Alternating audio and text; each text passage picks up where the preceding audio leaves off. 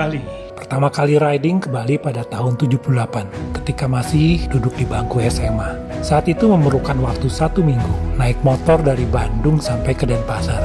Flashback 14 tahun yang lalu Kang ya, saya ketemu Kang JJ pertama. Waktu itu saya lagi tugas menjaga perdamaian di daerah Sumatera Selatan. Waktu itu ada info bahwa akan datang seorang rider sepeda motor solo sendirian yang dilingkupnya dengan motonya adalah Ride for Peace. Pasukan perdamaian membawa senjata. Kang JJ nggak usah, bawa motor aja.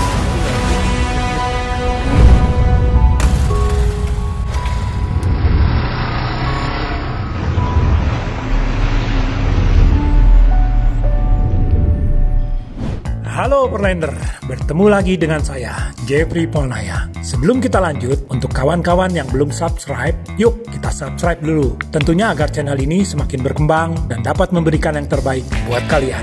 Oh ya, jangan lupa nyalakan bel notifikasi, agar kalian selalu mendapatkan informasi maupun cerita perjalanan terbaru dari saya. Terima kasih ya, jangan lupa untuk bertualang dan salam jelajah.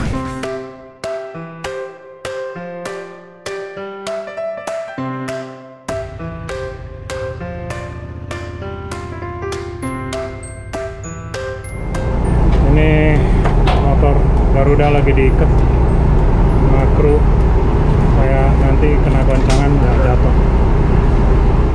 Ya, setelah 5 hari explore Bali, sekarang saya menuju ke Lombok. Sengaja saya ngambil malam hari, jadi kita bisa istirahat karena penerbangan antara 4 sampai 5 jam. Pagi-pagi sudah sampai di Lombok. Kita sekarang di Padangbayi, akan menuju ke Lembar, Lombok.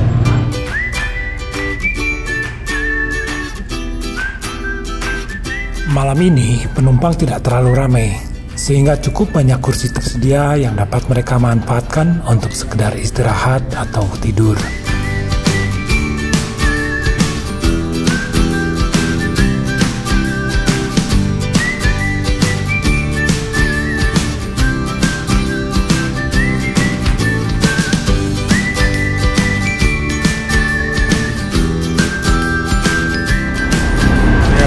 Kita sekarang sudah sampai di Pelabuhan Lembar, masih nunggu saatnya untuk berlabuh. Rencananya nanti kita ke Kuta Lombok dulu, nginep 1 malam, besok kita lanjut ke Pelabuhan Kayangan. Dari Kayangan kita menyeberang ke Sumbawa, Pelabuhan Bototano.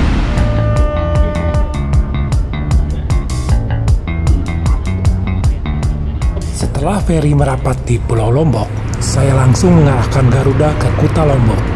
Saya akan menuju ke tempat rekan saya, Steve Campbell. Dia adalah seorang penjelajah dunia asal Australia. Pada tahun 1973, dia memulai perjalanannya dari Singapura menunggangi Honda Twin 450cc. 7 bulan kemudian, Steve tiba di London. Dari Pelabuhan Lembar, saya mengambil jalur selatan. Jarak ke Kuta Lombok melalui jalur ini sekitar 50 km. Bila melalui jalur normal, jaraknya 47 km.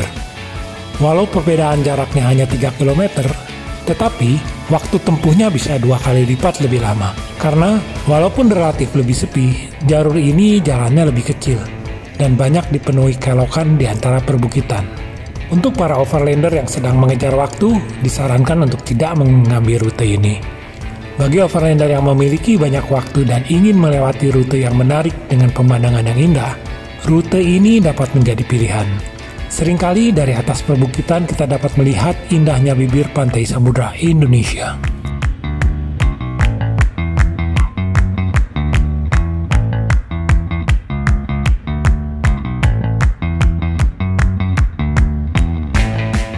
Mengingat rute ini seringkali melalui pedesaan, selain kondisi medan dan lalu lintas, kita perlu berhati-hati dengan hewan ternak, terutama sapi yang dilepas oleh pemiliknya.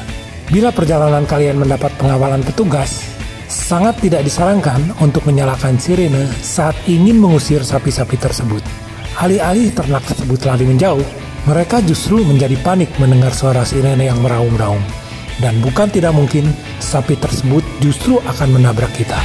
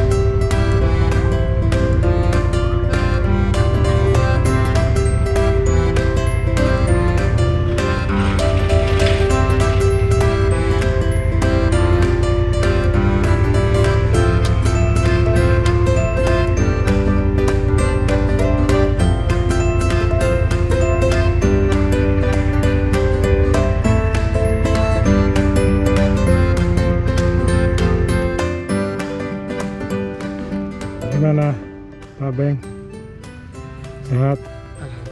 Bagaimana perjalanannya? Luar biasa. Wow, thank you sir. Really appreciate. Orang-orang bule itu jalan dari sana ngumpulin sampah.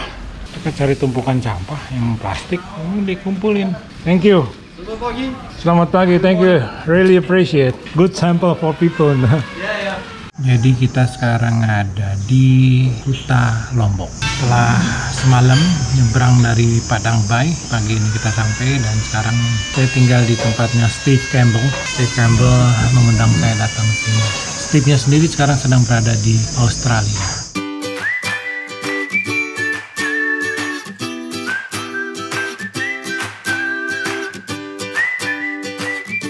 Pagi ini kita akan meninggalkan Lombok menuju ke Sumbawa. Sekarang menuju ke Pelabuhan Kayangan, lalu langsung ke Pototano di Sumbawa.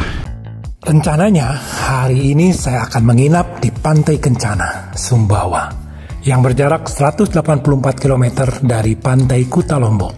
Waktu tempuhnya sekitar 5-8 jam. Waktu tersebut sangat tergantung pada lancarnya jadwal feri antara Pelabuhan Kayangan Lombok dan Pelabuhan Pototano Sumbawa.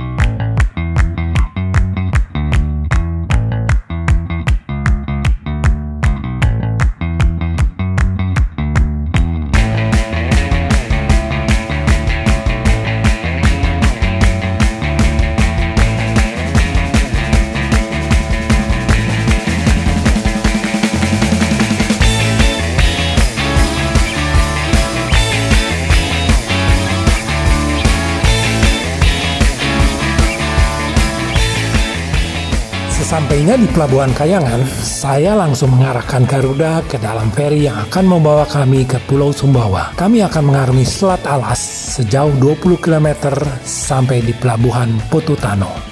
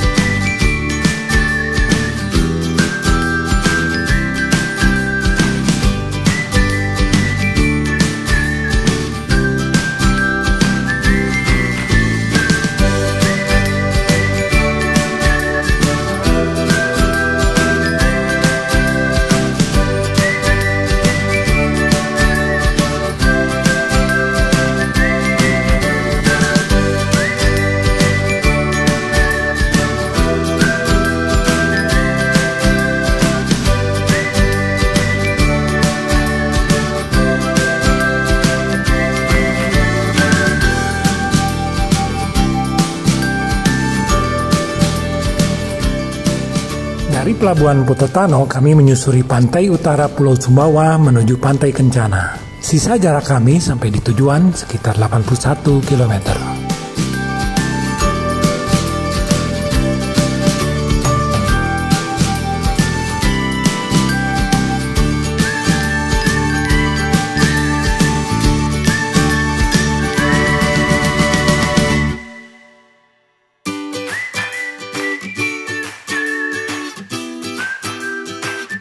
Sekitar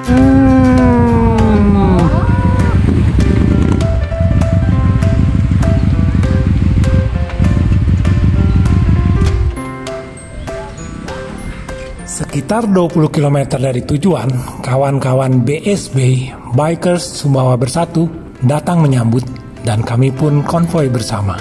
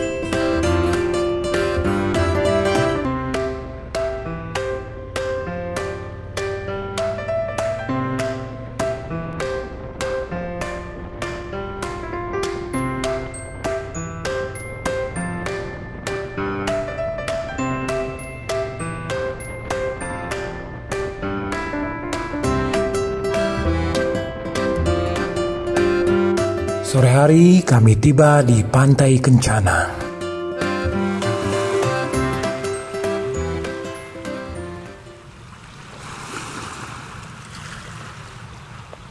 Selamat pagi Overlander. Sekarang kita sudah berada di NTB dalam perjalanan ke Timur Leste. Kita tepatnya berada di Pantai Kencana. Jadi Pantai Kencana ini ada sejarah tersendiri karena disinilah dibuat Horizon Unlimited Indonesia pertama pada tahun 2017.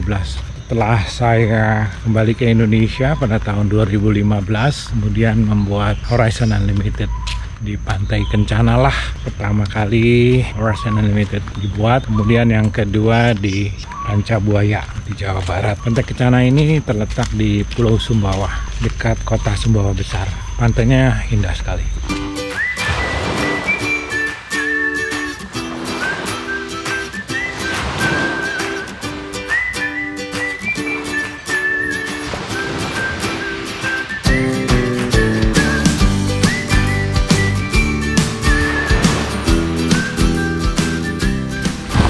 Nggak ada siapa-siapa, kita jalan pagi.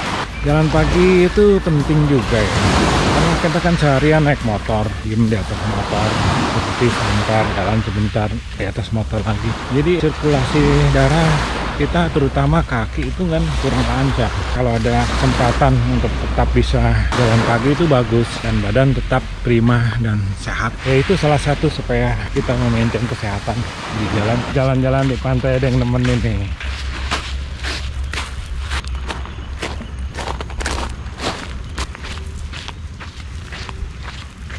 Kita udah sampai di ujungnya pantai, ditemenin anjing. Dari tadi dia ngikutin. Oke, sekarang kita balik ke ujung sebelah sana ya.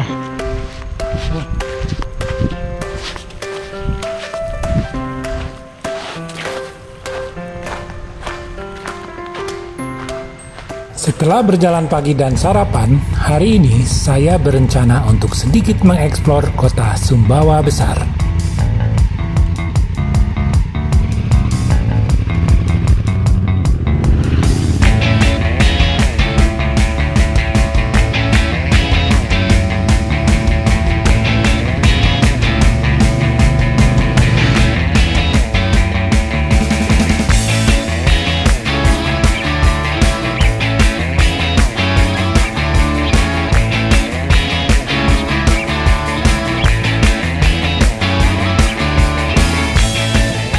Jadi hari ini kita akan explore Sumbawa Besar. Pertama-tama setelah riding keliling kota, kita akan mengunjungi sebuah tempat yang antik. Buat antik dan unik karena di dalamnya juga banyak barang-barang unik yang mungkin susah didapat baik di Indonesia maupun dimanapun. Jadi kita masuk ke tempat itu, kita tanya ownernya ya. Oke, ayo.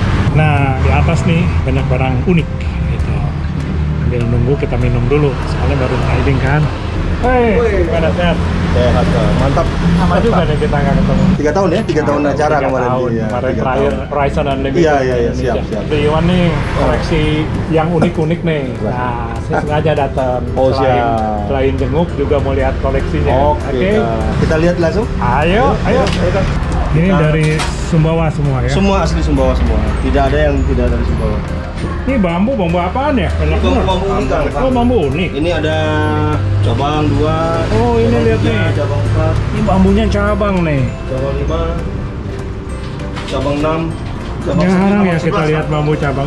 Bambu kan nggak bercabang nggak sebenarnya. Cabang 3 nih. Oh, ini bambu Cabang 3. 1, 2, 3. Jadi bukan bambu sembarang bambu ya. Ada bambu, Termasuk- cabangnya 4, ada yang 2. Nah, ini bambunya beda lagi nih. Ini bambu pagoda. Bambu pagoda. Jadi bambu ini dipakai rumah semut hitam yang gede-gede itu di dalam hutan. Tuh, kayak pagoda dia jadinya. Ya, Ada jendela-jendela, jendelanya bolong-bolong. ya, itu Ini bisa terjadi ini secara alamiah. alami. Jadi ada semut hitam bersarang di bambu ini, membuat lubang Membuat kayak rumah. seperti ini. Dibuat oleh alam ya, nggak ada campur tangan manusia. Ini bambunya bambu buta namanya kan, nggak ada cabangnya sama sekali. Oh, Kan biasanya bambu ada tunas. tunasnya. Kan biasa ada tunas Ada kayak gini tunasnya. nih. Ya, kayak gitu. Nah, ini nggak ada nih. Nggak ada. Jadi dalam hutan bambu ini langsung berdiri sendiri, nggak ada daun sama sekali, nggak ada cabang sama sekali, nggak ada tunas-tunasnya sama sekali. Jadi dia hanya berdiri bambu tok. Nah, ini bambu buntu. Jadi bambunya nggak ada Pokoknya lubang sama sekali. Nggak ada lubang tengahnya. Ya, tengahnya. Ini bambu melingkar-lingkar gini. Bambu kan biasa lurus. Ini lihat banyak begini cabangnya. Ini juga lucu. Dalam kayu. Ya, Ini dia dari sini, masuk ke dalam. keluar lagi. Keluarnya di sini. Tuh. Keluar terus dia melingkar. Ini kayu tumbuh, terus tumbuh lingkaran, terus nyatu lagi. Ini nggak ada campur tangan Nggak ada manusia, campur di tangan alam manusia. aja ya. Kan ini alami semua nih. Ini pohon bakam botek kan. Ini pohon ada batunya. Wah, ini batu tadinya ada di bawah, terus diikat, ini di bawah naik naik terus sampai pohon atas. sampai tuh sampai di atas. Batunya nempel. Itu fosil bukan dapat di laut. Jadi itu kerang, tapi didapatnya di gunung. Setelah tadi lihat yang unik-unik, sekarang kita akan mengunjungi perpustakaan dan kearsipan di Kabupaten Sumbawa. Nah, ini gedung perpustakaan dan kearsipan.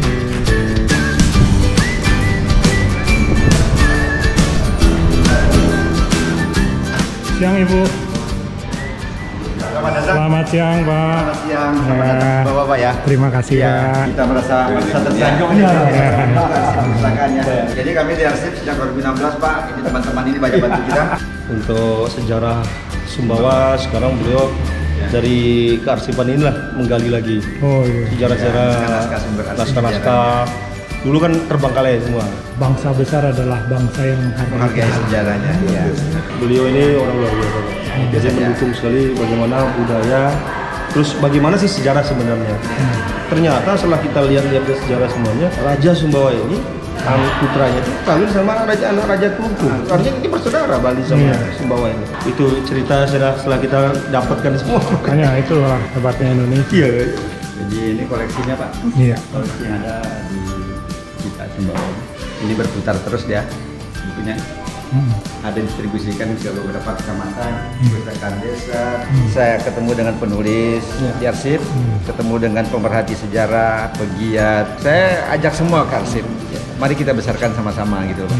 Kita ini tidak bisa bekerja sendiri, Pak. Kita harus libatkan masyarakat. Kerjasama dengan masyarakat sangat dibutuhkan.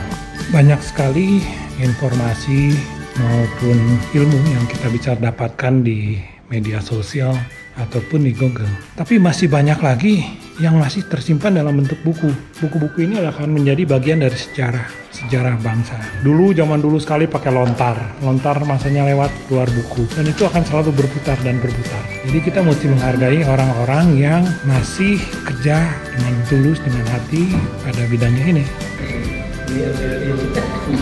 Jadi gitulah kunjungan kita di perpustakaan dan kearsipan Sumbawa. Di sini banyak sekali arsip-arsip kuno yang coba dilestarikan dan coba untuk diterjemahkan dalam bahasa Indonesia. Karena dengan adanya seperti ini, itu sejarah akan tetap kenal.